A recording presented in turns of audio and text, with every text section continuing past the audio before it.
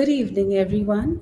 On behalf of Ladies Study Group in Kolkata, I'm so delighted to welcome you all today.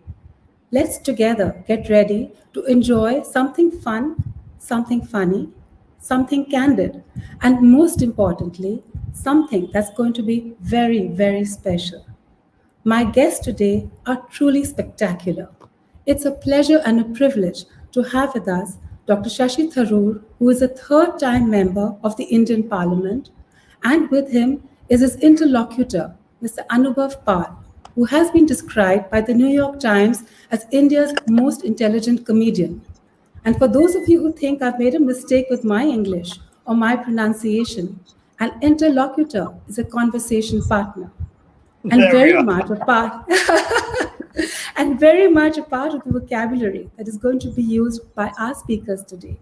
And so on your screens, I present Dr. Shashi Tharoor and Mr. Anuvab Pal. Welcome to Ladies Study Group, gentlemen. And thank you so Thank you. much for Good to be putting with us. you. Thank you, Dia.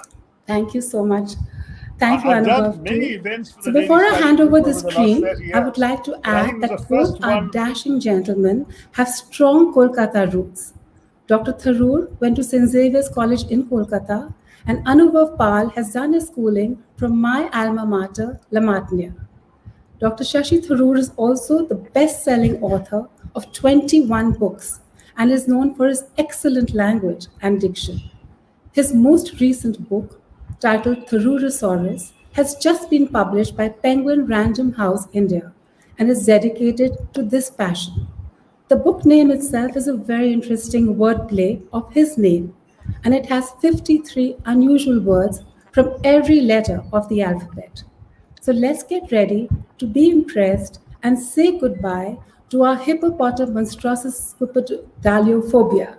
That was a tongue twister, Dr. Tharoor. I practiced it so many times and I hope I got it right.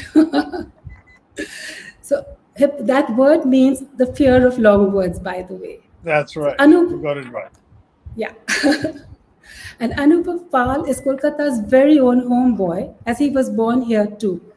And apart from being one of India's funniest people, he's also a prolific screenwriter and the author of 4 hit stage plays and a weekly columnist for leading dailies.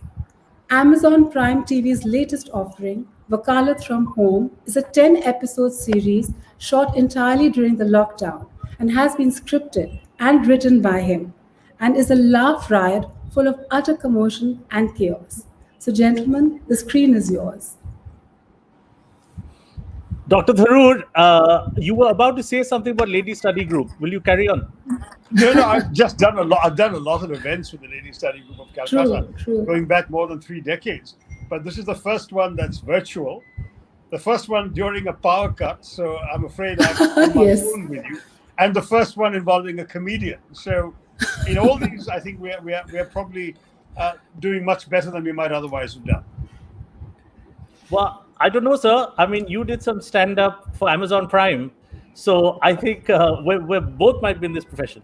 So I'm going to the first one involving 2 comedians in that case. 2 comedians. But we'll keep it to the book. We'll keep it to the book. And we'll tell our viewers that in case there is a technical glitch on either one of our sides, it's because you are on a phone battery in the middle of a power cut. Is that correct? That's correct. People don't believe me when I tell them this, but I have a power cut every single day in the notorious Lutyens, Delhi, this oasis of privilege in India. The truth is that there is not a single day in my 11 years here that I haven't had a power cut, either for a few seconds or for a few hours. This one seems to be heading towards one of the longer ones. It's been going on for half an hour already. Sir, the nation wants to know if Dr. Tharoor has power cuts, what hope is there for the rest of us? There you are. I must say, I'm sure Narendra Modi doesn't have a power cut, so that's how it works. Yeah, that is how it works. He's down the road from you. Now to the book, sir. To the book. My first question has to do with the title. And my question for you is this. Is it Tharoor plus Thesaurus or Tharoor plus Brontosaurus? Because they've put a photo of a dinosaur and a thesaurus. It's confusing. Right. Well, I think it was meant to combine. are the words Tyrannosaurus, because so many are terrified of difficult words, and thesaurus, since people want to be able to look up these difficult words, with my name. So that's how it came up. But if you ask me, what am I? I suppose I'm a, just as with sheep, there's always a black sheep in a white herd. So I am the Yeah. Tyrannosaurus who's not a tyrant, but a democrat. No one should be terrified of me and my words. I'm sort of the black sheep amongst the Tyrannosauruses. And if you think I'm a Brontosaurus, and maybe more accurately, I'll be a Brontesaurus because of the literary allusions of the Bronte sisters, since this book is full of various kinds of literary allusions as well. It's very clever. Very clever. You put in the Brontes into this. Very clever. And as a T-Rex, maybe you are a devourer of words rather than humans.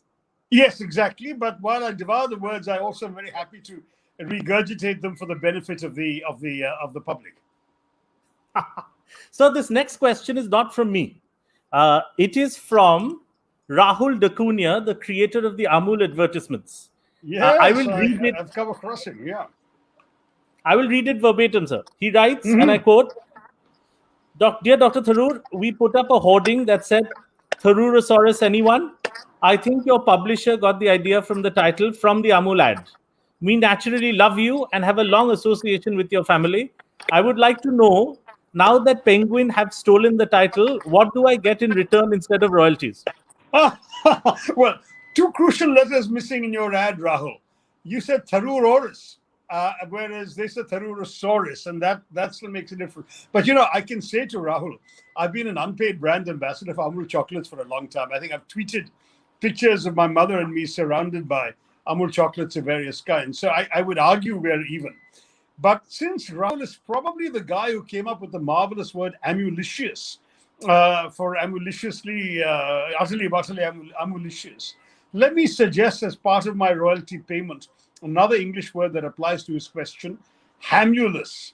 Hamulus has amul in it, and it means bearing a small hook at the end. And you can see the small hook at the end of his question. So, so that was a hamulus question on his part, because there's a little hook at the end asking for royalties. I think he's a hamulus person, sir. There's a hook at the end. Yes, he's a Captain Hook. But that's fair enough.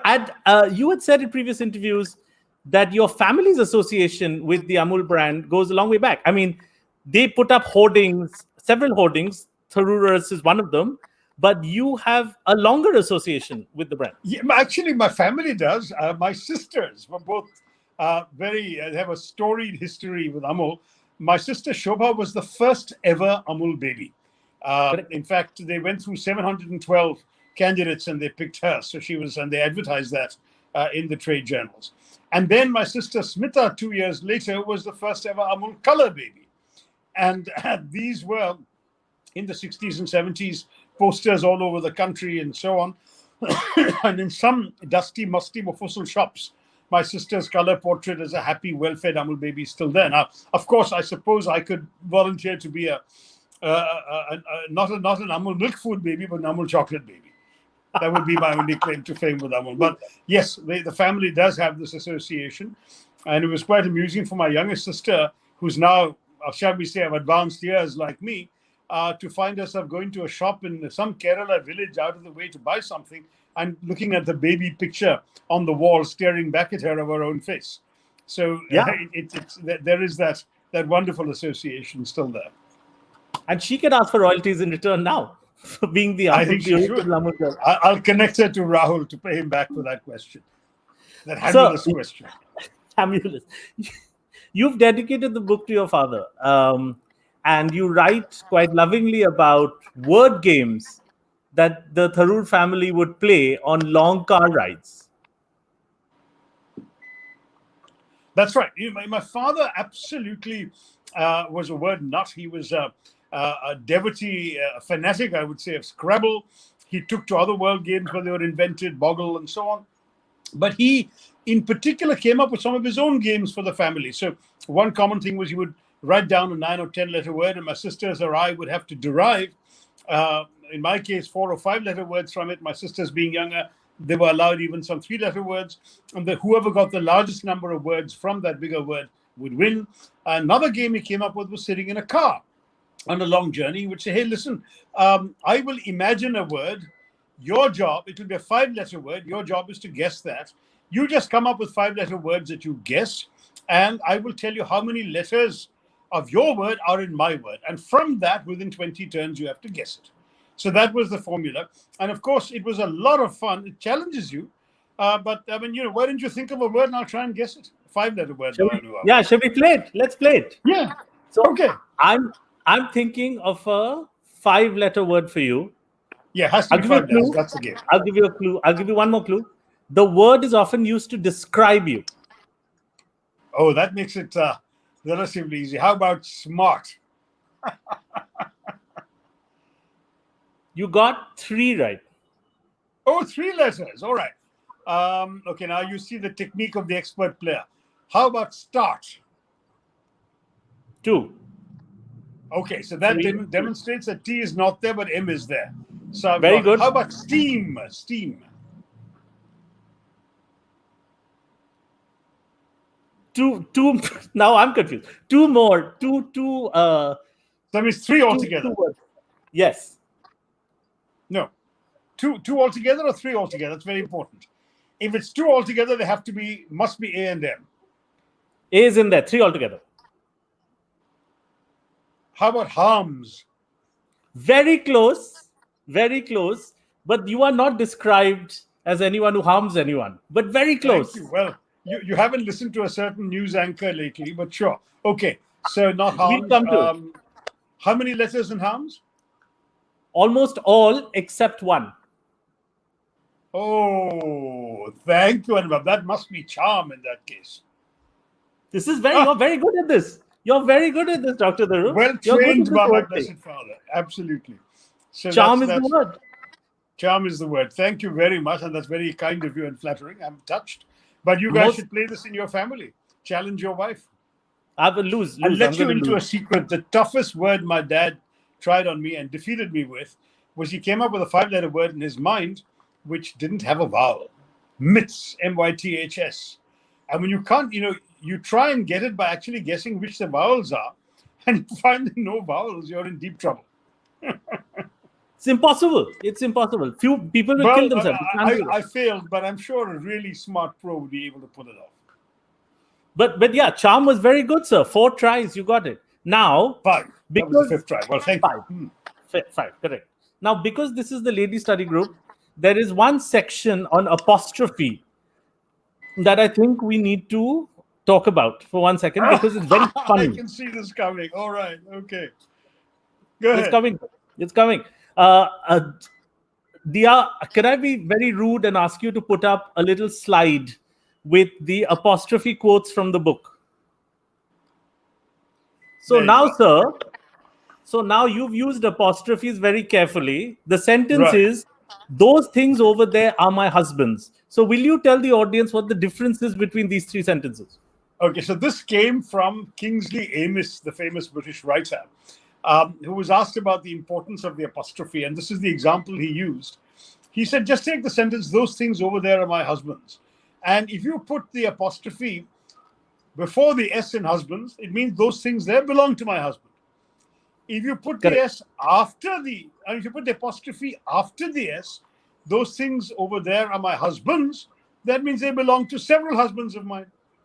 And then if you say those things over there are my husband's without any apostrophe, that means I'm married to all those men over there. They're just things. Those things over there are my husband's. That's the idea. Correct. But which Correct. sort of, frankly, it sort of illustrates how important punctuation is. I remember in my school days, a wonderful punctuation lesson in which allegedly, I'm sure this is an apocryphal story, a co-educational class was asked to punctuate the sentence, woman without her man is useless. And all the boys punctuated it, woman, comma, without her man, comma, is useless, full stop. And all the girls punctuated it, woman, exclamation mark, without her, comma, man is useless. So you see how important punctuation is, particularly at the ladies' study group.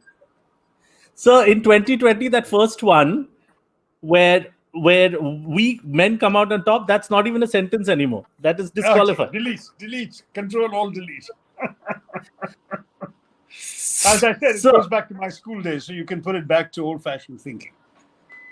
I'm going to actually ask you about those days now, but I want to ask you about those days using your words.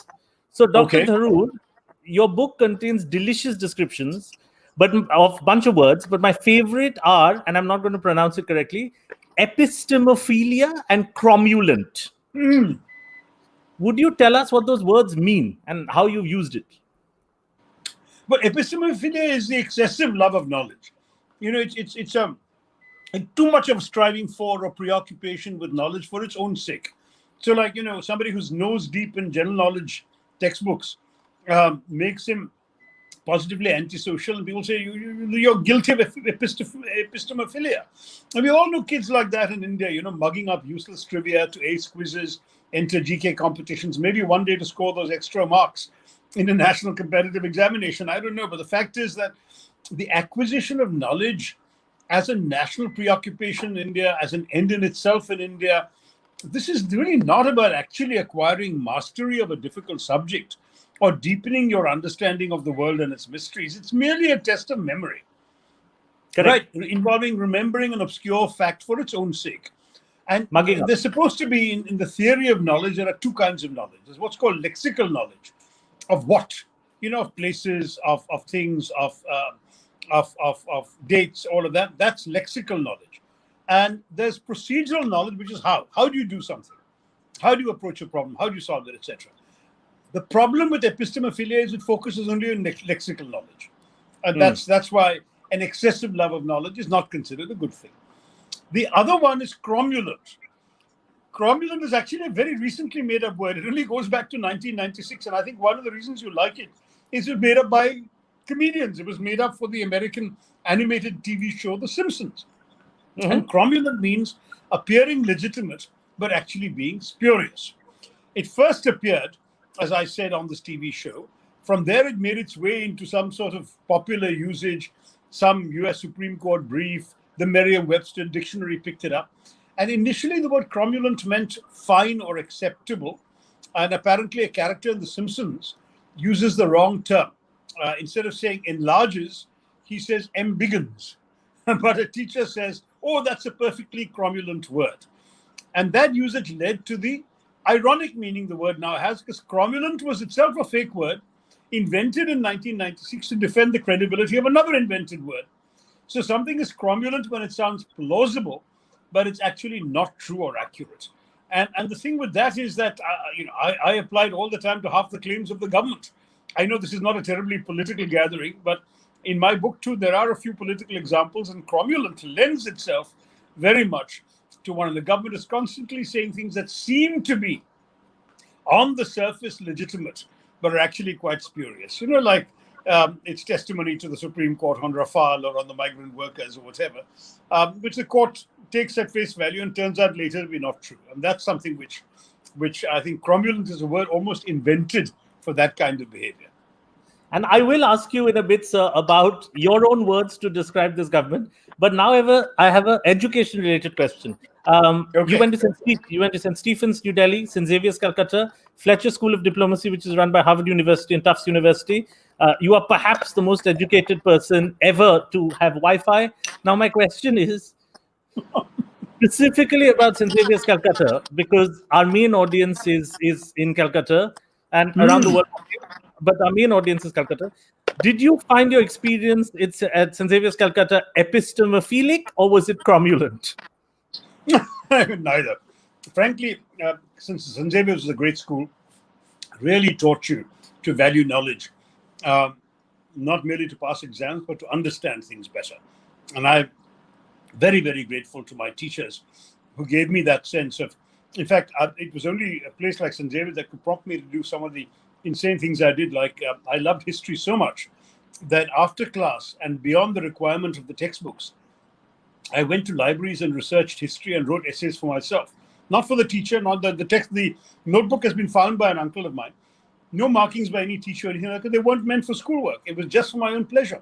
And I think that love of knowledge was imparted to me by the school. So I'm very, very grateful to them for that.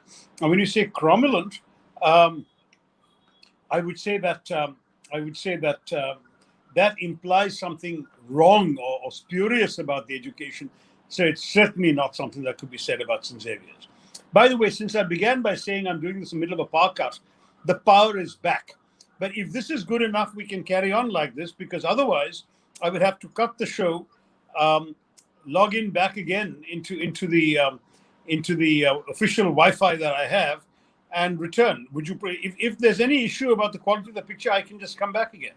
It'll take me a minute if the ladies would like a break. I would turn to Dia and the great ladies of Lady Study Group to give us instructions. Dia writes in the private chat. She's coming. And yeah, we're fine. We're fine, I think. Should we just carry on like this then? Yeah, you're looking dashing, like I said. All right. Thanks, Dia. All right, Anuvab, back to you. Done, sir. Done, sir. It was quite interesting because you asked about your Wi-Fi connection and Dia just said you're looking dashing, which wasn't the answer. But regardless, she's obviously a 21st century lady who pays the compliments and doesn't wait to be paid herself. Exactly. So carrying on, sir, my next question has to do with your use of the English language. My question is, Dr. Tharoor, I grew up in a Bengali household in Calcutta and we spoke English at home, mainly because a certain kind of Bengali still thinks that the Viceroy lives in Raj Bhavan and we have to impress him. However, you said in a recent interview with Karan Thapar that you spoke English at home when your kids were young out of necessity. Tell us about that. Well, actually, I already spoke English at home growing up, because what happened was that my parents were uprooted Malayalis. They were expatriates living in Mumbai, then later Calcutta. Then I went off to Delhi. So they didn't see much point in instilling in us a whole lot of Malayali culture. We had a sort of adequate domestic Malayalam to ask for food and follow basic instructions. But the language at home became English because that was the one language we could take with us wherever the family moved. It was a language in which we went to school, the language in which we had friends from all over the country. And because Malayalam was therefore not a dominant language, neither my sisters nor I acquired a Malayali accent or a Malayalam accent or anything like that. English became de facto our first language, the language in which we thought, in which we quarreled, in which we played, and so on.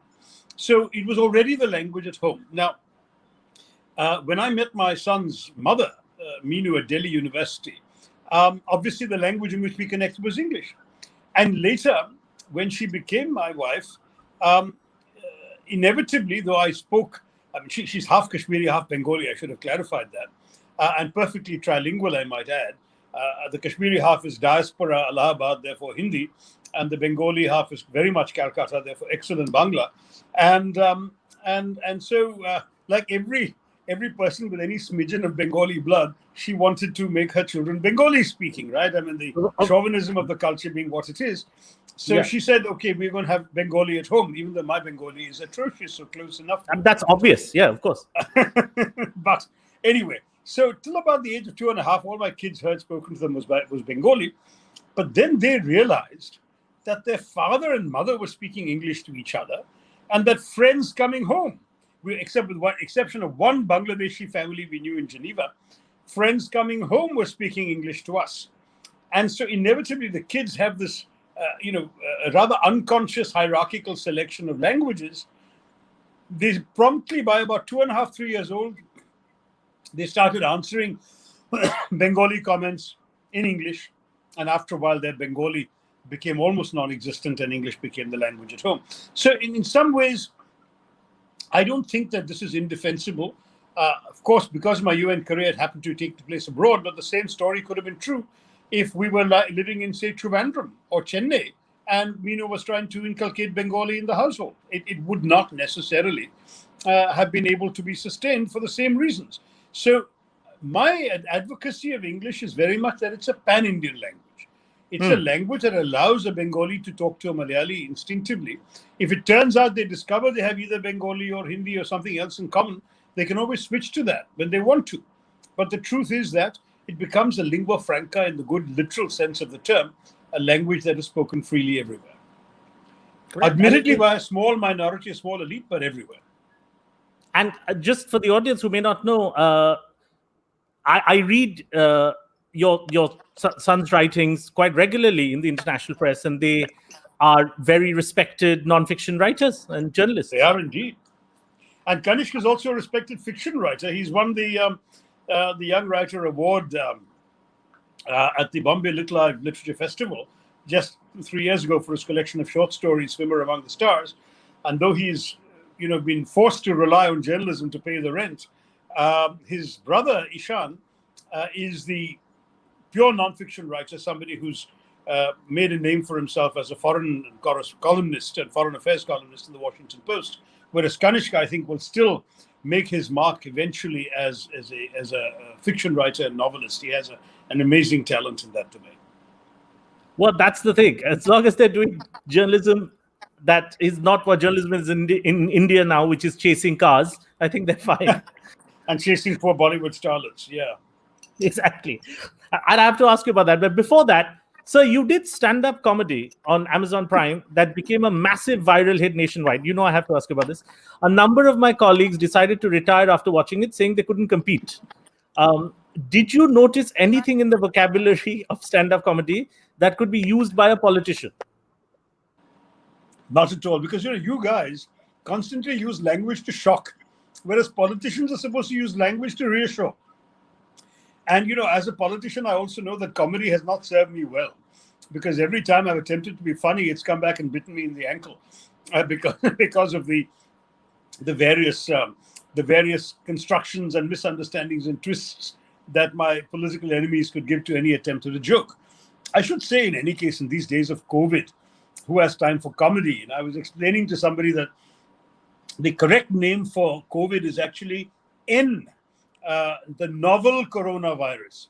She said, well, why is it called a novel coronavirus? I said, because it's a long story. And then a long pause followed, So then I said, come on, it's the longest anything made in China has ever lasted. And that didn't play very well either.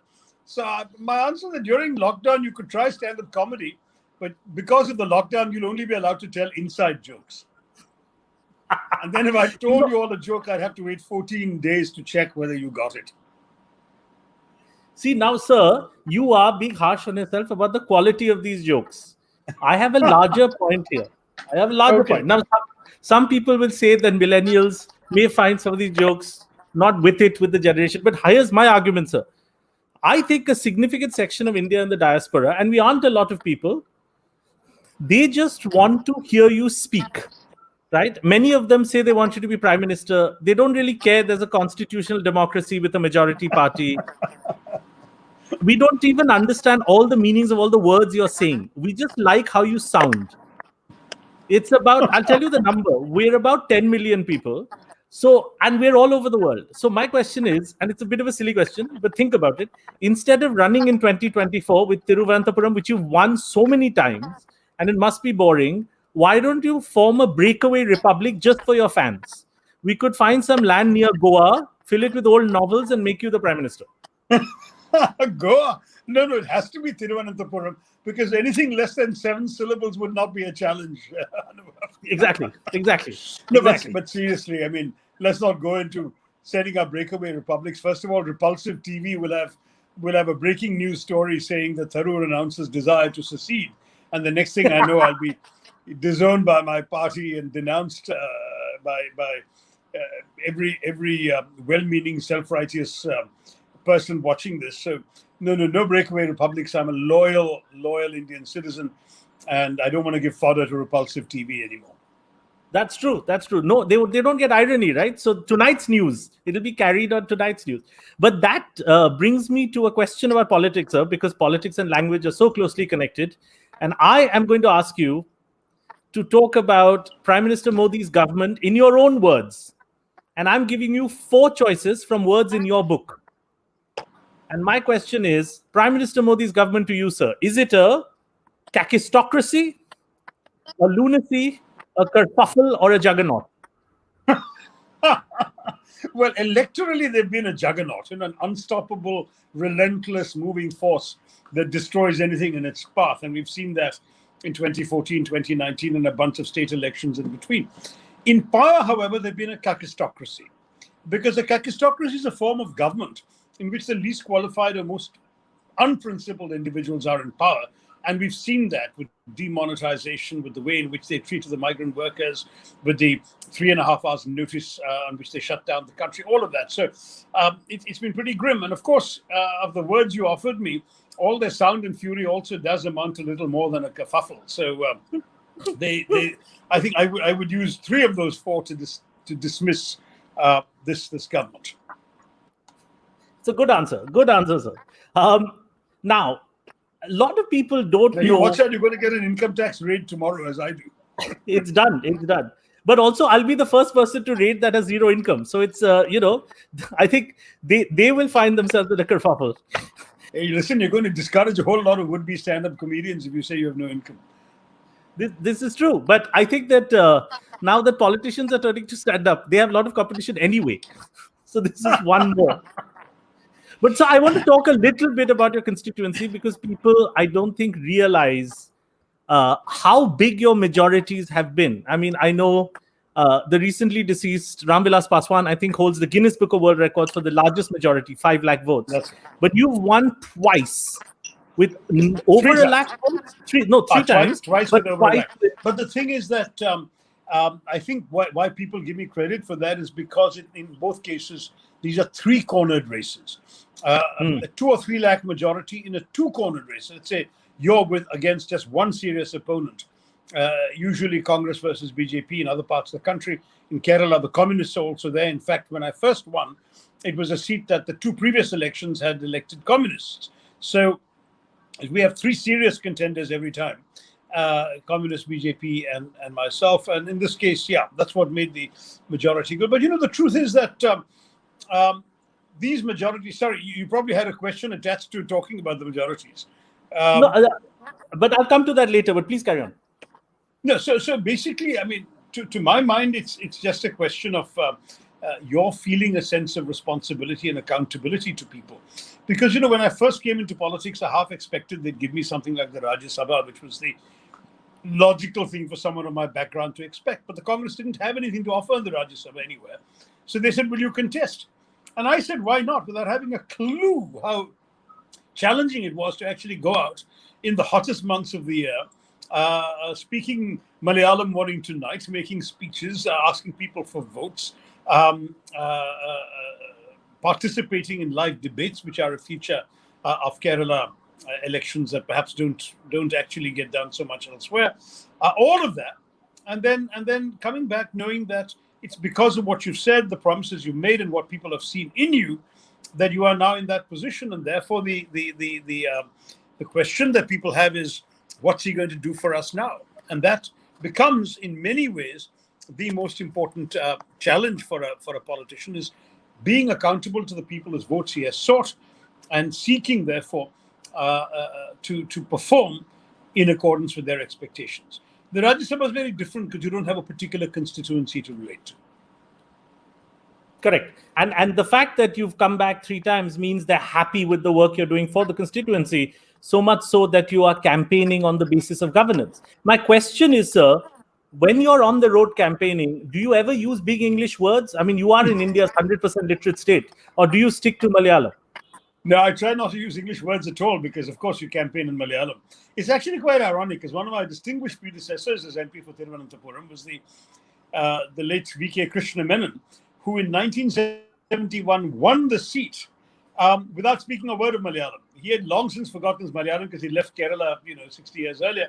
And he campaigned entirely in English and he won. But today, anyone trying that stunt would lose his deposit. And anywhere in India, it's true. It's not only in Kerala. I think the fact is that people expect to be addressed in their own mother tongue. And so I speak Malayalam all the time. The ironic footnote to this business about using big words in Kerala, though, is that when I came up with that lame joke about floxy-nosy nihilipilification, when this whole business about Farrago had led to me getting a reputation for big words, I said, let me turn this to my own advantage. And so when I was releasing my book, The Paradoxical Prime Minister, I actually issued the announcement in a tweet saying, my new book, The Paradoxical Prime Minister, is more than just a 500-page exercise in floxy-nosy nihilipilification. And needless to say, that then went viral. Millions of people started looking up the word and gave it. I mean, frankly, it was a word I'd come across in my high school and college days, but it suddenly got a new currency. all it means is a word for the act of estimating something or someone as worthless. So all I was saying was, look, this book isn't just saying that Mr. Modi or the Prime Minister is worthless. There's a lot more to it, so read it. That was the message. But the consequence, the unintended consequence, was a whole lot of little kids in Kerala, and particularly in Thiruvananthapuram, were obliged by their parents to mug up this word. And everywhere I went for the several months thereafter, I had little 4-year-olds and 5-year-olds being trotted out to say, Floxy nosi nihilipilification to me. And there's been a bit of a craze. Just earlier this week, I was interviewed by one of the big radio stations in Kerala. In conversation, I mean, they put me in touch with a young girl who has even found a couple of longer words, learned them up by heart, and recited them for entry into some book of world records or whatever. And this has now become a bit of a craze. So I do feel I have to plead guilty to the implicit presumption behind your question. But listen, we'll spend 1 second talking about this word, sir. Just in case our readers missed it. Floxy nosi nihilipilikish. I can't even say it. It sounds like an old Bengali uncle. Nihilipilification, yeah. Sorry, would you say that again? It was put together, I think, at Eton College, frankly, initially as a bit of a joke, taking 4 Latin roots, all of which meant nothing. I mean, Floxy meant a wisp, and nihil means zero, nothing at all. Pili, I think, is a hair. Nosi, I think, is a trifle. So they put all these things together. So a wisp, a trifle, a hair, a nothingness, and they added fication. So it means it's really considering something to be a total zero. It's Floxy nosi nihilipilification. But the word exists. It's been used by politicians in speeches in the British House of Commons and so on. So the word is still kicking around, and it's therefore entirely legitimate for me to describe, for example, certain, shall we say, unpleasant news anchors. That's where I'm going. That's where I'm going with this. Because you said, sir, that the word means a total zero. Correct. Just a complete worthless use of space, which is how you've described it in your book. And is it fair, given what you saw with Riya Chakravarti and so, is it fair to say that some news anchors in India represent floxy nihilipilification? How would we use this word in the context? Nihilipilification is what they do all the time about other people, but what we should do about them. In fact, there's a joke going around that in a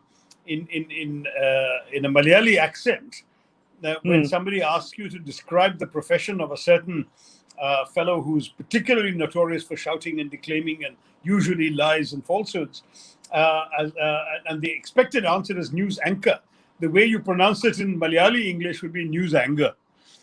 Anger seems to be what they specialize in all the time. Actually, I have 2 questions connected to that, sir, and also to the fact that the farrago of distortions, with your relationship with the media. Slightly long question. They will write or just about say anything about you, right? However, 2 incidents stand out, right? Like they write about you wherever you go, whatever you do. The first was when they were relentless during the IPL controversy in 2009, I think. And the second was on your personal life. And this is what we witnessed as citizens. Journalists chased your car, invaded your home, pretended your staff manhandled them, defamed you nightly. It would break anyone. You retorted with an English language sentence, a farrago of distortions. But when later we discovered that the claims were false, the channel moved on, facing no consequence. So can there be no remedy for you for this sort of behavior other than words? Well, Anurag, it's a very good and serious question in what's been a lighthearted conversation so far. The truth is that, yes, I mean, one does feel deeply wronged by a lot of things that have been said, and which I believe were maliciously said because people inventing falsehoods, claiming things that they have to know did not happen because there was never the slightest evidence or shred of proof or any indication, and they were easily disprovable falsehoods that they uttered on television. But there should be a remedy. In fact, in the case of one particular egregiously unpleasant person, I have sued him for defamation, but our courts move at a rather stately pace. And so the defamation case has been dragging on for about 4 or 5 years now, and God knows how long it'll take and whether anything will come. Because at the same time, I was very reluctant to do it because I am genuinely a believer in freedom of the press. I believe in the importance of actually protecting the rights of people to express them. I mean, if there was a genuine wrongdoing by anybody, a free press is one way of exposing it, or at least obliging the authorities to investigate it properly, and so on. Now, in this case, and in the case of that you've alluded to of this poor Bollywood girl, the investigations have been thorough and extensive, and all legal processes are being followed. So for the journalists then to appoint themselves as not just as witness, which is the job of the media, but also as judge, jury, and executioner, I think becomes very troubling. And I would not want at the same time my own bad experiences to lead me to encourage the government to meddle in media in any shape or form. I would not be somebody who would support a law or a regulation that would curb the media's behavior, but I would urge the media to look at their own conduct and to have a much more rigorous standard of enforcement than there is. The existing watchdog bodies, whether it's the Press Council or the News Broadcast Standards Authority, have been fairly lame, and they certainly got me no redress, even though various public-spirited citizens complained to them and sent me copies, so I knew there were complaints before them. They didn't even come out with something to rap this fellow and his ilk on his knuckles. So I must say that I'm very torn. I don't want to get the government into regulating the media, but I do wish the media would do a better job of regulating itself. Freedom of the press is vital, but at the same time, it's got to be, it seems to me, journalism with a sense of responsibility and the responsibility to society, because we want a better India coming out of our press freedoms, out of all our freedoms. No, and I think there's a collective feeling now, sir, towards that. I do want to change tax, because one side of your life doesn't get discussed much now, and which is the fact that you could have been India's first Secretary General of the United Nations. I know people forget things very quickly, and I'm going to use a word from your book to ask you a question, and that word is coach, which I think is spelled CWTCH. Is that correct, sir? Kuch. And it's a lovely word. It sounds lovely. And it seems like it means, or what you've written is, that it's a hug, but much more intimate than a hug. That's right. It's a Welsh word. It's a Welsh word, and apparently it connotes snuggling, cuddling, loving, protecting, safeguarding, and claiming all at once. So kuch is given by a mother to a child, by a husband to a wife, by a lover to a lover. The Welsh people say that a kuch is a hug that makes you feel safe, feel warm, feel comforted. It's an emotional thing. So, but if you're asking me about that in the context of running for Secretary General, come on. The one thing you don't have is diplomacy. I'll tell you what I mean. What I mean is, all of us around the world, I know Mr. Ban Ki-moon was running, he got a lot of support from Korea, but there was a conversation across dining rooms around the world in the diaspora. It would have been such a proud moment if an Indian had become the Secretary General of the United Nations. You were Under Secretary General. Now, my question to you is, obviously, the Under Secretary General has to be backed by the home government, and Koreans did everything to back the UN. I'm sure they fed everybody with excellent Korean barbecue. Now, my question is, you needed much more. You needed the Manmohan Singh government to back you, and I'm sure they did. But what you got from them, was it a hug, but not a kuch? No, I must say, Dr. Manmohan Singh is the one who came up with the idea in the first place. So I thank him for having backed me, having nominated me. Without a government nominating you, you couldn't possibly, in any case, have done this kind of work. But it's also true, Anuvab, that India had very many other issues. I mean, the very complicated, sensitive, and vital negotiations on the Indo-US nuclear deal were going on at that time. And I think it was difficult to imagine that India would give the same kind of priority to getting an Indian elected Secretary General as clinching that with the US. And while we were focused on that, the US ended up committing itself to the South Korean candidate. And as we know, I came close, but no cigar. I don't worry too much about it. As far as the kuching is concerned, as I said, a kuch is a very emotional thing, right? Feeling safe, warm, comforted, all of that. And one thing you don't have in diplomacy is emotions. Because if you did actually, then people would actually take Mr. Modi's hug seriously. And no one does. So you have to understand that that we should leave kuch between family members. True. I'm trying to, sir. I'm hoping he gives me a coach. I'm waiting for my coach from the government. Sir, I'm going to reduce the level of this discourse because you are an Oh, very good. intelligent man. But I'm going to reduce it something more base. I'm going to move from linguistics to love. Oh, Yeah. Oscar Wilde, sir, once said of marriage, men marry because they are tired, women because they are curious. Both are disappointed. Uh, you are, sir, as William Shakespeare once said, a much married man. With which of your own words would you describe the institution of marriage? I can see what you're up to, Anuvab. You're trying to get me to say lunacy, which is one of the words in my book. I will not say it. In fact, if you have any of the other words in my book in your mind, um, the only three that might apply would be agathocacological, which is made up of both good and bad, both good and evil. Panglossian, that you've got to be Panglossian, that is believing that everything is always for the best and the best of all possible words. So you've got to be Panglossian to get married. Or the joke that a happy marriage is an oxymoron, like United Nations, for that matter, or American diplomacy, or military intelligence, or so all supposed to be. But no, I'm not going to say any of that. I'm just telling you that I've seen a lot of blissful, blessed, happy marriages. I just haven't had the good fortune of being as successful at them as many others have. And I really respect those who create a happy home for themselves, their loved ones, their children, because I think ultimately it is, it's the marriage as an institution can be the sort of equivalent of that kuch, something which actually gives you a safe place to be in. And God knows everyone needs and deserves that. So, sir, I'm down to that last set of questions, and I will not. This was my only personal question, although we have other language personal questions. Sir, Nixon once said, looking at the portrait of John F. Kennedy, when people look at him, they see who they want to be. When people look at me, they see who they are. Nixon said this. For many Indians, sir, you are that portrait of John F. Kennedy. We look at ourselves and we think, oh, this is nonsense. And then we look up to you.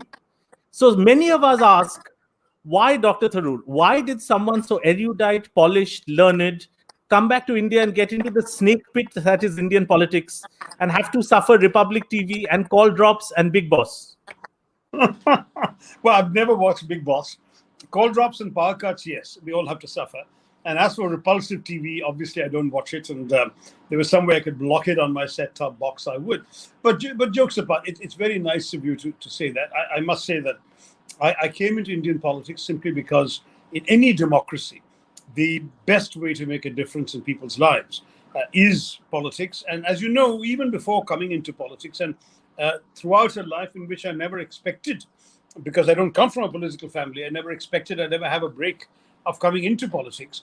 I actually have been writing about politics, thinking about politics. I was proud when my book, India from Midnight to the Millennium, was cited by President Clinton, no less, when he addressed the Indian Parliament. So clearly, the world of political ideas, of values, of principles associated with it, and awareness of the history of politics, all this has mattered to me. And all this has been part of who I am. So to actually get a chance to put my feet where my words are, to have a chance to do something myself in the political arena was an incredible opportunity. And that's why I accepted it. Sure, I've had moments of regret and moments of really grotesque suffering from all the things you mentioned and worse. But at the same time, at the end of the day, I really hope that many of the things I've been able to do, say, write, think, advocate, and achieve on the ground for my constituency, that all of these things have actually contributed in some way to making a difference. And as long as I believe that, rightly or wrongly, I will continue trying.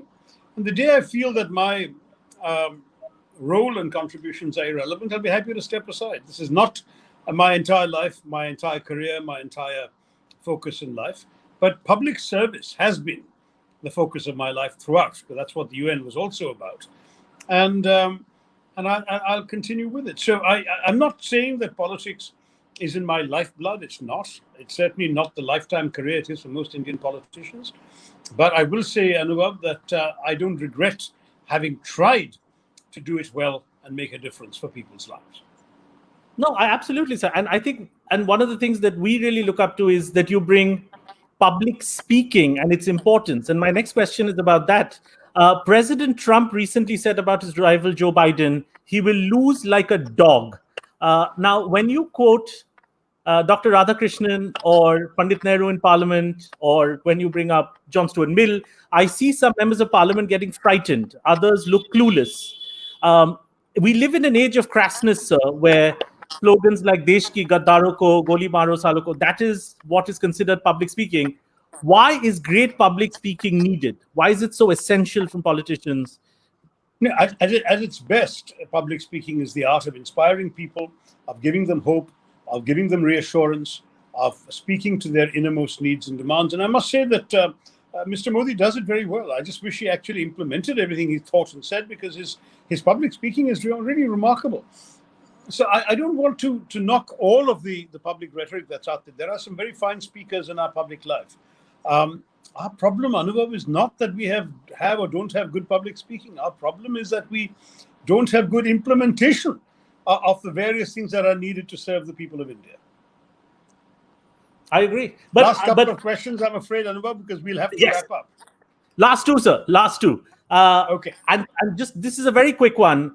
You talked about Prime Minister Modi's speeches. Now, as a native Gujarati speaker, he's really captured the heartland with short Hindi phrases, right? And all your fans, all of us love you, and they say it's great to be the big boss of India's most literate state, but your appeal is limited in India's heartland, like UP, Bihar, where the knowledge of PG Woodhouse is probably limited. So, like Prime Minister Modi has Ab Ki Baar, Modi Sarkar, Mitro, Sabke Saath, Sabka Vikas, Achhe Din, Atmanirbhar, short, catchy ones. What can we come up with for Dr. Tharoor for the masses? Well, when I ran for president of St. Stephen's College, which I don't normally associate with the masses, my campaign team came up with Shashi Tharoor Jeetega Zarur. So there you are. You've got a slogan there. That's good. I've been speaking a little more Hindi of late, sound bites, the occasional things on TV. One of the things I said in Parliament in discussing the COVID pandemic was that hum nahi kehte hain ki bimari nahi thi, hum kehte hain ki tayari nahi thi. And that perhaps could be another. No, doesn't catch it? Sorry. No, very good. Oh, no, I'm saying this is good. It's boom, boom. So we've got a few things like that going. Doesn't have the evocative bluntness of Goli Maro Salon, but we'll put that aside for now. Goli Marna to bahut log karte hain, unfortunately, on the other side of the aisle. No, Bimari and Tayari rhymed. It's very good. It's very good. Thank you. Sir, last question, and this is my last question before I hand it over to the ladies study group. And this is about young people, right? And this question is coming from young people. I've done a little survey. Now, here's the thing. Indians under 30, of which there are 500 million, they feel, because I've spoken to all of them, some of these complicated English words confuse them. They love you, sir. They love you, though, right? And I feel just like Bernie Sanders has the young millennial following, so do you. Still, I feel like if you spoke their language, they'd love you even more. So when we need them, when we rally your base for the eventual Shashi Tharoor for Prime Minister... No, don't go there. No, when it happens, we need a young thing. So this is what I want to end with, sir. When I ask you a very young phrase, you have to reply to me like a young person. So I'm going to ask you, sir, what's up, bro? That's how they speak. So I'm going to ask you, this is how young Indians speak, what's up, bro? And you have to reply to me like a young, hip, Virat Kohli type young person. Okay? So here's my question to you, sir. What's up, bro? Just chillin', bro. You're fam, you get me. Bro, I'm so basic. But Anuvab, man, you're so extra. You're on fire, bro. You're just killing it. You got me shook, bro. My job here is done. Sir, I am now going to hand you over to many, many women. That is not a euphemism. That is a fact. This is the ladies' study group. Over to Dia. Okay, I'm all out of time, Dia, but it's really... I know. Just one quick question then. Just one question. We have many actually on the chat, but I'll just take one since I know you're out of time. So one of our members is asking, since you've been to ladies' study group and you are so familiar with us, and actually Anubhav's mother, Shubha Di, is one of our stalwarts. Can you create a word that we can use for LSD that will resonate with us? Describe us. Describe ladies Oh my study. gosh. That is a genuine challenge, simply because creating words takes time, my dear. And as far as Okay. I'm concerned, you in this particular business, you are inflicting upon me a bout of lethologica, which is when one suddenly forgets the word one's thinking of. One thing is interesting, there is an old-fashioned word that I resurrect in this book called muliebrity, which is actually the quality of being a sort of ideal woman. Now, this has become controversial today in the era of feminism. What does muliebrity mean? What do people understand when they talk about ideal women? But it seems to me that the intellectual, socially conscious, and wonderfully able women of the lady study group are probably the best examples of femininity available. So maybe I'll offer you from the book the word muliebrity. Lovely. That was absolutely lovely. And I'm not going to ask any more questions. I'm going to respect the fact that you need to go. But my vice president, I'm going to ask her to join us. Sumitadi, can you join us? Yes, I'm there. Yeah. We are grateful, Dr. Shashi Tharoor, for your time, wisdom, and insight on the topic. Good to see you, Anubhav. Thank you for engaging ladies study group members in a humorous and witty interactive session. Thanks, members, guests, and the media for support. Over to Dia. Thank Thank you. you all very much. And before you go, I just wanted to say one thing. This session has been such an amazing mood lifter, I think, for all of us. You've had us all totally mesmerized and captivated. So on behalf of Ladies Study Group, I want to say stay safe. And to all my viewers today too, do stay safe and stay updated with the English language. Keep your copy of the Tharoorosaurus handy. And if you haven't already got one, it's available through Penguin Random House and Amazon. And for your convenience, we will be sharing the required Amazon link with all our members post this session. So have a beautiful evening and see you soon on our next webinar. Thank you so much. Thank you all very much. And Anuvab, thanks for some great questions. Really enjoyed talking to you. Pleasure. Always Thank a you, pleasure. dear. Thank you, Sumita. All the Thank best. you. Thank you.